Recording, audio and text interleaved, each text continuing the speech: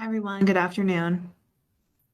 As usual, we'll just take a few seconds here and then we'll get started.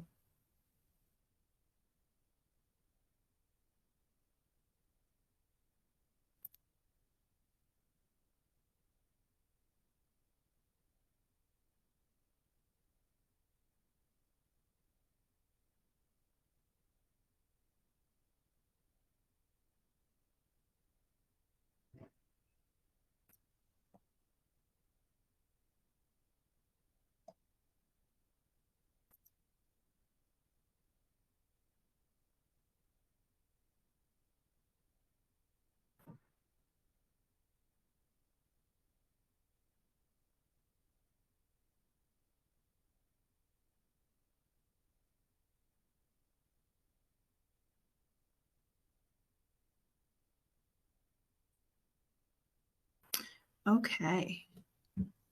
Good afternoon, everybody. Thank you for coming to our monthly family and community webinar. My name is Amber. I am the Corporate Clinical Director for Firetree, and we're happy to have you with us.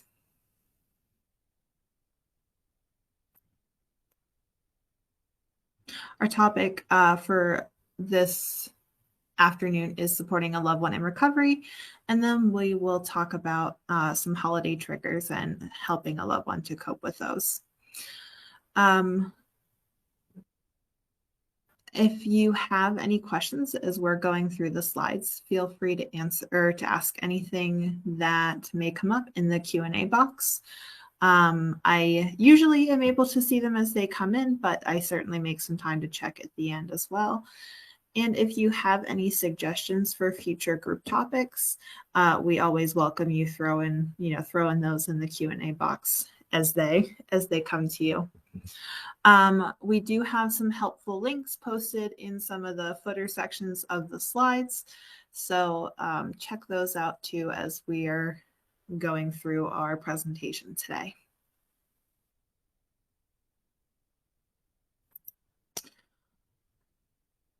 All right, some objectives are we're going to kind of go back quick and talk about recovery and remission of substance use disorder.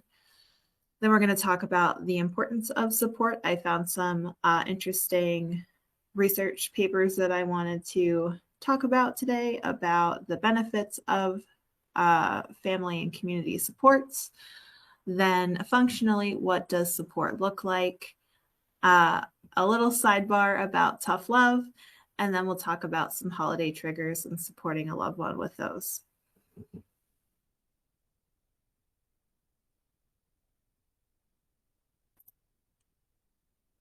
Okay, so remission of substance use disorders. Like any other chronic health condition, substance use disorders can go into remission, and many do. Among individuals with substance use disorders, it commonly involves the person stopping substance use or reducing it to a safer level. As it relates to healthcare, treatments that reduce disease symptoms to normal or subclinical levels are said to produce remission. Remission is more common than most people realize. Evidence indicates that approximately 50% of adults who at one point in their lives met diagnostic criteria for a substance use disorder, or about 25 million people, are currently in stable remission, which is typically defined as a year or longer. Recovery from substance use disorder has had several definitions. And although specific elements of the definitions can differ, most agree that recovery goes beyond just not having symptoms anymore and includes a positive change in the whole person, including their behaviors, their outlook, and how they identify. In this regard, abstinence, though often necessary, is not always sufficient to define recovery. And actually, as we're getting kind of over the last several years too, many would argue that abstinence isn't necessary in terms of how people consider their recovery, and it is their own conceptualization. According to the National Institute on Drug Abuse, recovery is a process of change through which people improve their health and wellness, live self-directed lives, and strive to reach their full potential. Even people with severe and chronic substance use disorder can regain their health and their social functioning. As people progress through their recovery, positive changes and values become part of a voluntary adopted lifestyle and just kind of become a bit more natural as things progress instead of something that needs to be worked or strive for. The Betty Ford Institute Consensus Panel, they identified 3 different phases of recovery. Early recovery is the first year of recovery. And then sustained recovery refers to years 1 to 5. And then stable recovery as years 5 and up of continuous recovery. The likelihood of relapse changes across these phases, and it's estimated to be very high in early recovery. Anywhere from 50 to 70% tend to be the range of numbers, but reduces to about 15% in stable recovery. There was a researcher in 2014, Dennis and colleagues, who found that recovery becomes self-sustaining after 5 years. So by that time, external supports are less essential to the ongoing recovery process and keeping recovery going.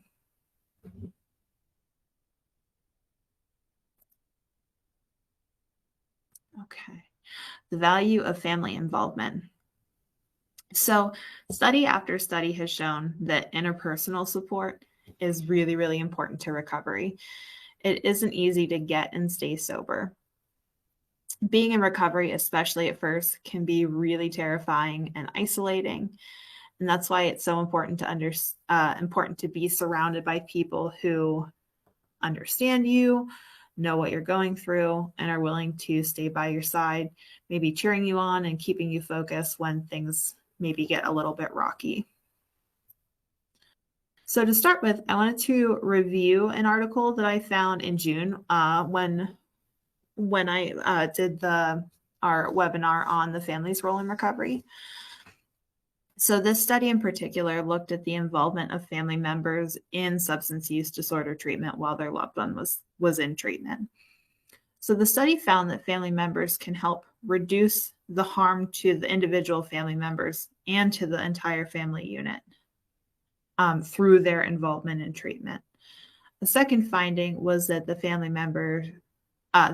involvement, increases treatment entry, enhances treatment completion, and is also linked with better treatment outcomes for the individual coping with a substance use disorder. So a couple things I wanted to touch on specifically for this. In terms of entering treatment, a family member in particular can be really important in engaging individuals in treatment because they can be more likely to recognize warning signs of substance abuse compared to the individual that has the substance use disorder. They who may not recognize or acknowledge the problems of their use. Family members also tend to be highly motivated in treatment and typically want to help their loved one reduce their substance use, improve their relationships, and also ease their own difficulties stemming from that individual's substance use. This can have a positive impact on motivation, remaining in treatment, and following through with aftercare recommendations. In addition, support from family members can assist with identifying and addressing life challenges that may relate to drug use. So things like when a person's substance use is frequently aggravated by friends and family who also abuse substances in dangerous ways, or their substance use is exacerbated by mental illness, conflict, and unhealthy interaction patterns within the family.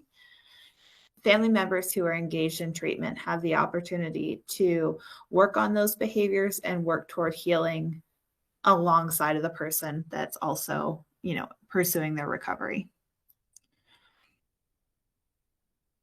People can begin to find ways to cope without using drugs by recognizing substance use triggers that occur within the family dynamic as well.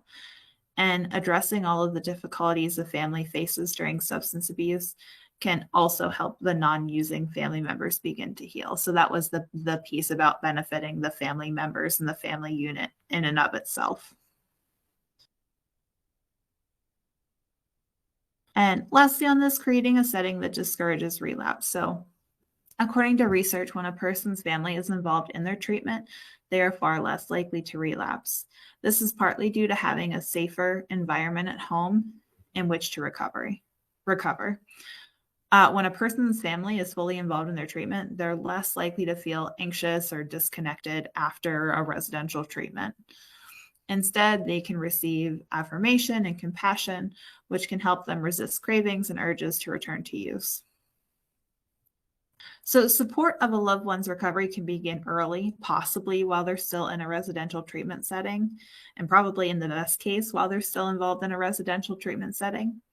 But in the next couple of studies I found, we're looking at the importance of support in longer term recovery.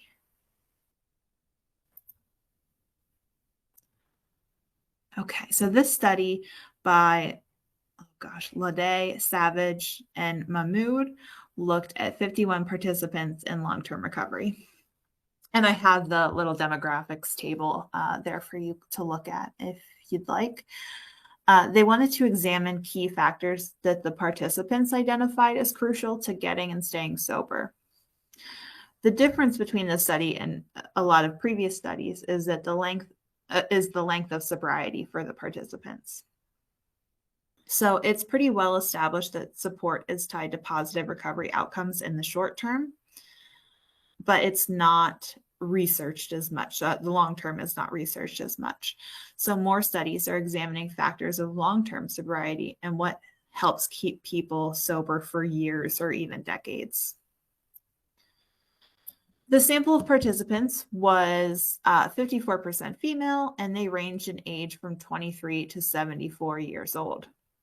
Substance use generally began in adolescence. The median was about 14, and substance use lasted an average of 20 years. All but one participant identified as using multiple substances.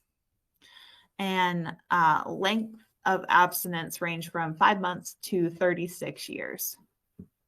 The study collected data by asking individuals to describe their most significant experiences that help start and maintain sobriety.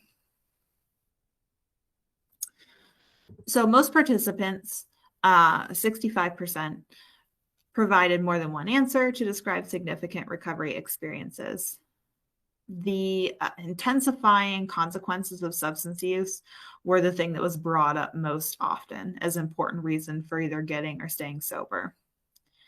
Negative consequences were from all different kinds of life areas, including physical and mental health, economic standing, impacts on social relationships. Substance-related accidents, arrests, and legal trouble were cited by 22% of the participants. So that brought the total percentage to 68% that dealt with something about consequences of substance use. Help and support of family, friends, and peers, which also included interventions by someone, were also cited frequently, about 30%. And 12-step fellowships were mentioned by 1/4 of respondents as an important factor in their recovery. So again, we're seeing a lot about the social support piece tie in there.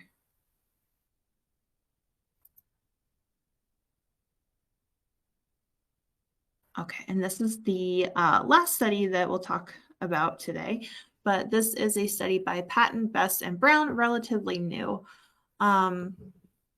So looked at narratives of about 30 people who identify as being in recovery. So like we talked about before, pain is believed to be kind of a motivating push factor, is how these authors wrote it, for behavior change into recovery and along the recovery journey. So the idea of somebody needing to hit a rock bottom, or if they want to stop using to avoid a specific pain, like going to prison or losing custody of a child. That's kind of what they're getting at here. But recovery research has identified different pull factors and forces for behavior change. So they use the phrase recovery capital, and they use the acronym CHIME. So CHIME stands for community connection, hope, positive identity change, empowerment through discovery of meaning and purpose, and community service. So this study specifically looked at kind of the pains of recovery alongside strengths, resources, and assets to show kind of a more holistic picture of the recovery process. I thought it was interesting that previous research that this article discussed suggested that there are three kind of domains for recovery capital. So things that help an individual get and stay sober. Personal capital deals with things like personal skills, resources, and qualities such as resilience, communication skills, self-esteem, and self-efficacy. Social capital deals with things like their support system, their relationships, networks that the person can use in a positive manner, and then community capital. So resources at the local community level, things that can include housing availability, job, jobs available to maybe people with criminal backgrounds, resources for job searches, and specialist treatment. So this part I took directly from, there's some direct quotes from the participants that I wanted to share that I thought were interesting when it comes to talking about supports today. So one of the recovery pains that the participants talked about was family discord, dysfunction, and alienation. So one participant, her name is Ellie, described how she had not known her family. So she said, all of her life, I've been in children's homes and foster care. Luke, another participant, described being rejected by his family. My family didn't want any contact with me. Eric described that 2 of my brothers are addicts. My mom stopped talking to me and wouldn't let me into her house. She would be behind the door crying, telling me to leave her alone. So the lack of social capital from loving, stable, and supportive family relationships was a key pain of recovery, and really can be a barrier to an individual making more progress in their recovery. Another common thing that was talked about in recovery was reassessing their social networks, acquaintances. So one participant was quoted as saying, I had to drop a few of my previous friends, which was really difficult. Cutting people and places from their lives created social isolation. And then a lack of support. Another participant observed that she had nothing in the way of support because she had left an area where she knew everyone and had to get to know new people. So a pretty common experience potentially for somebody new in sobriety, especially if they've sought maybe recovery housing or are trying to move to a different area with a fresh start. Another participant shared that I had changed my networks. I really had no need to mix with the people I had used with unless I bumped into them at meetings. Drug-using friendships and social networks had to be drastically changed, but naturally led to social isolation and loneliness. So for a lot of these people, these kind of painful parts of their recovery was kind of overcome for them by attending mutual aid meetings or peer-based community support meetings. So these can become a key source of social support and connection, and can help bridge the gap following cutting off old using friends and developing those new friendships. So a quote from this piece was, a participant explained, the meetings had replaced the loneliness and isolation. My social world was pretty much Narcotics Anonymous. Another participant stated, the recovery groups helped her start a social life and network through NA, and I'm still friends with some of those people today. So, and I do want to point out a lot of these, I actually want to say all of these participants seem to be working like a 12-step program. And that tends to be like where the most common areas of research are. But in general, there are plenty other mutual aid meetings, types of mutual aid meetings as well that are available. Recovery groups for these folks not only provided a new social network, but also replacement friendships for ones they had cut off during use. So during this study also found that there were more what they identified as pains of recovery present in the earlier phases of recovery compared to the stable recovery phase. It was 11 pains of recovery with 1 pull factor or area of recovery capital that they found in the early phase. So this kind of goes with what was found in previous research, that low recovery capital is more common among those just starting out, and that social and community supports are needed early in the recovery journey to build overall recovery capital. So as somebody gets stronger in their recovery, it makes sense that they would need to rely less potentially on those support systems. So what does support look like? So there are plenty of ways and means to support somebody in recovery. So I just kind of plucked a few here to talk about. But the first one is remembering that substance use disorder is a disease and that recovery is a lifelong process. So knowing and being mindful that substance use disorder is not a matter of willpower, nor is it a moral failing. You know, substance use disorder is a disease that hijacks the brain's reward system, disrupts the part of the brain that's responsible for impulse control, and creates associations and memories with individuals' addictive behavior, so that many different commonplace things are possibly triggering for them to experience urges to use, especially early on. And unfortunately, especially in the beginning, relapse rates are high.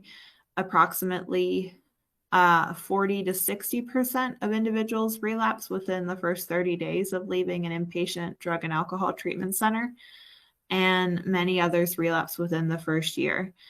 So when supporting a loved one, be mindful that, one is never cured of their addiction. It's a lifelong process. Showing your loved one support and demonstrating how proud you are of their recovery can go a long way. A few simple words of encouragement and support. Also, encouraging them to attend mutual help groups, addiction recovery treatment, therapy, and other recovery-related outlets. So for some folks, it can be frustrating when a loved one is spending so much time in treatment and at support group meetings, especially if they've been away from home participating in treatment in a residential setting, like right before. However, having an appropriate amount of treatment and different avenues of support can really give someone their best opportunity at sustained sobriety.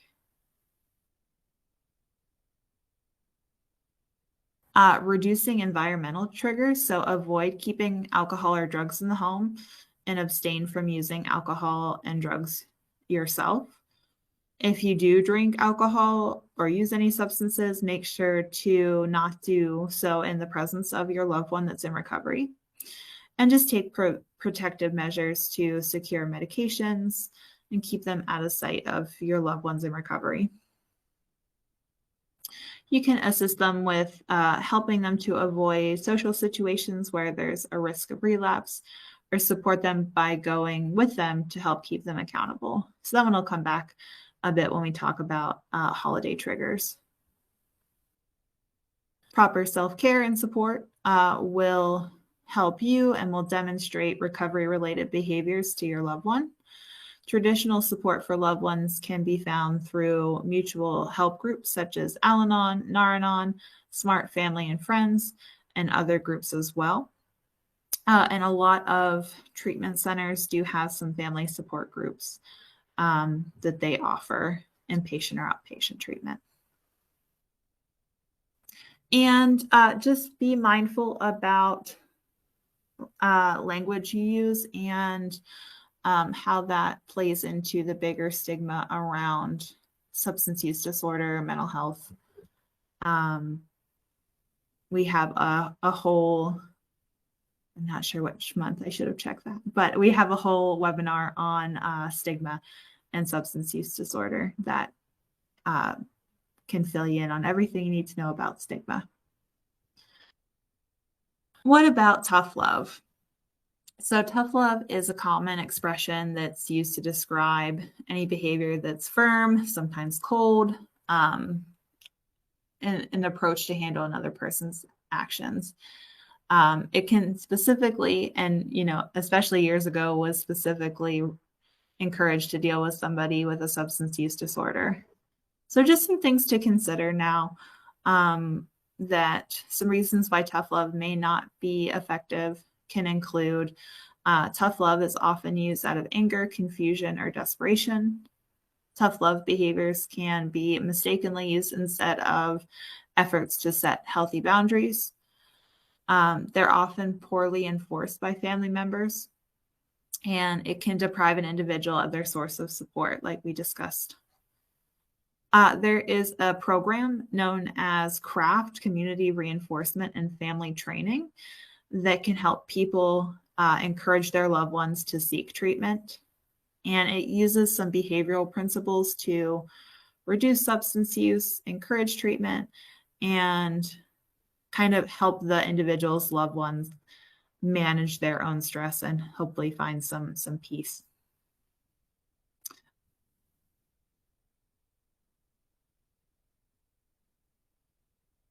Okay, so with that, our transition to coping with holiday triggers. So as we are in the full swing of the holiday season, this can be a time for many who really struggle with managing urges, potentially being at higher risk for relapse. I think we can generally agree that holidays can be a stressful time for those individuals who aren't dealing with a substance use disorder, let alone ones who are. So some things to consider. Social gatherings can be one of the most common relapse triggers, especially if substance use is involved. So if somebody's going to a party where there is drinking, that can obviously be a trigger for them. Or if they're going to a party where they might encounter old friends who they used to use with, that could be a trigger as well. Possible ways to cope can be having an exit strategy, planning to stay maybe for a certain period of time and then heading out, having a loved one call you after a certain period of time, taking a sober support with you, or if somebody has the ability to, planning a sober gathering in an environment that they can control to avoid those interactions with holiday triggers.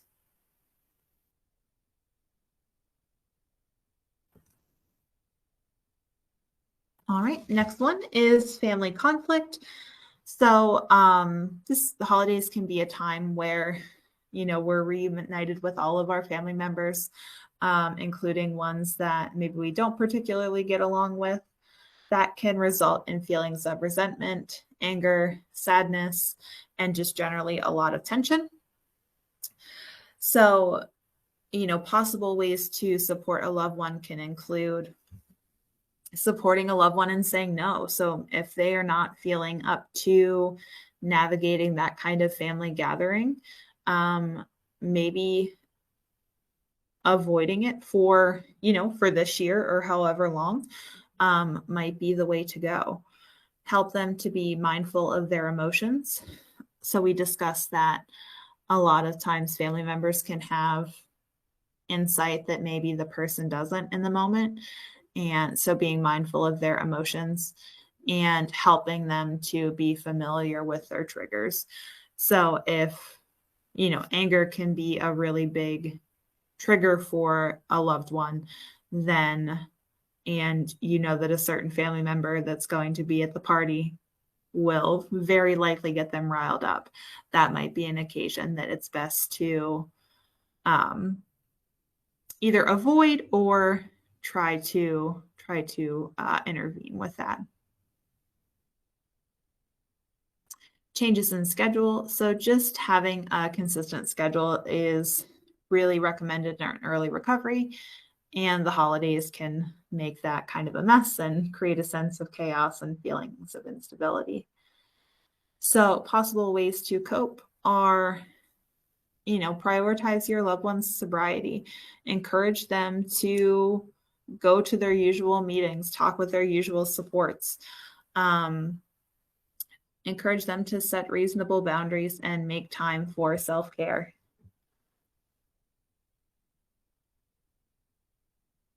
Returning to hometowns and childhood homes. So this can be put somebody in a position where they can encounter a lot of their triggers, as well as just maybe traumatic events, maybe just challenging events that happen in the past.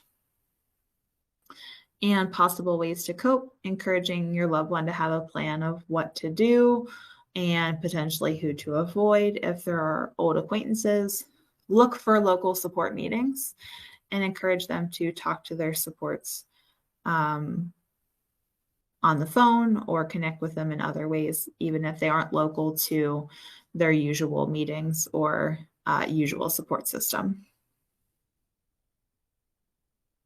Okay. And our last holiday trigger here is seasonal depression and anxiety. So seasonal affective disorder is a condition that's characterized by depression that occurs at the same time every year. And in most cases of SAD, symptoms start in the late fall and early winter. Anxiety can also peak during the holiday season with stress over finances, the holiday season, family gatherings, inclement weather. And those factors can put individuals with substance use disorder at an increased risk of relapse. So possible ways to cope can include making self-care a priority and potentially engaging with treatment, professional help if needed. Focus on some relaxation techniques, exercise, and healthy sleep habits as well can be helpful. Okay, so that kind of rounds out our webinar for today. I wanted to say happy holidays to everybody who spent some time with me this afternoon. And as always, we appreciate you having you being here with us. Our next webinar is going to be January 16th. Oh, 2024. I thought I changed that at noon. And our topic is going to be mental health and substance use disorders. So if you have any questions, you can throw them in the Q&A box. But otherwise, we'll wrap up for this afternoon.